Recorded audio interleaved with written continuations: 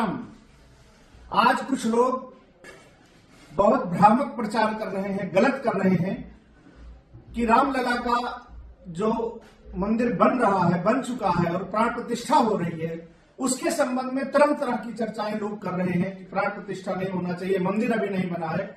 तो मैं एक निवेदन कर दूं, आप सभी लोगों से हाथ जोड़कर प्रार्थना पूर्वक निवेदन करना चाहता हूं कि लगभग जो 500 वर्षों का इतिहास भगवान का रहा है कि हम सारे लोग भगवान के दर्शन के लिए तरस रहे थे, कितने लोगों ने अपने प्राणों की आहुति दे डाली है, कितनी माताओं की गोद सूनी हो गई है।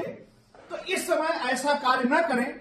मैं याद दिलाना चाहता हूं कि जिस समय सोमनाथ मंदिर की प्राण प्रतिष्ठा हुई थी, उस समय गर्भगृह भी नहीं बन पाया था और शिखर भी नहीं बन पाया था। आज तो भगवान का भव्य दिव्य गर्भगृह बन के तैयार है और शिखर भी बन के तैयार है। तो मोदी जी ने जो इतना सुंदर कार्य किया है, सराहनीय कार्य किया।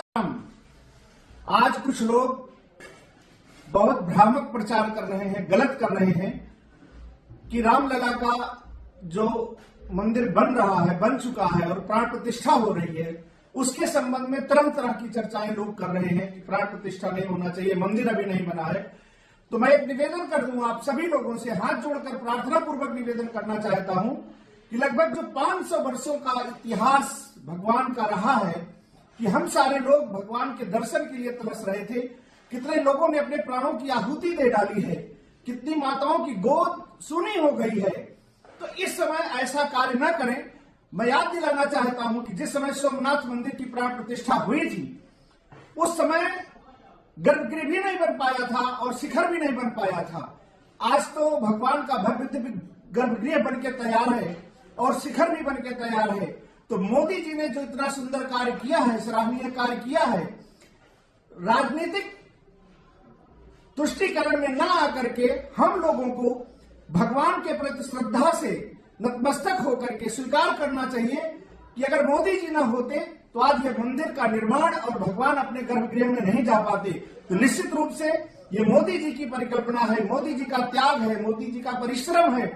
राम मंदिर के साथ साथ पूरे राष्ट्र का सुंदर निर्माण कर रहे हैं। तो निश्चित रूप से हम लोगों को इसका समर्थन करना चाहिए, विरोध में न जाकर के सच्ची भावना से श्रद्धान्वित होकर के हमको इनका स्वागत करना चाहिए और मोदी जी के विचारों को हमको सहर्ष स्वीकार करना चाहिए, क्योंकि ऐसा कार्य और कोई दूसरा कर नहीं सकता है। तो निश्चित रूप से भगवान के भव्य दिव्य भवन और प्राण प्रतिष्ठा समारोह में मैं आप लोगों से हाथ जोड़ के प्रार्थना करता हूं कि आप लोग इसका स्वागत करें और प्रेम से भगवान का दर्शन करें, जिससे पूरे राष्ट्र का भला होगा।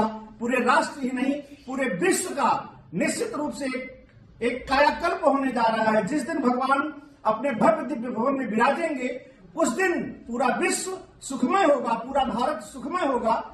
ऐसा गोस्वामी तुलसीदास जी महाराज ने कहा है कि राम राज्य बैठे त्रिलोका, हर्षित भय गए सब शोका।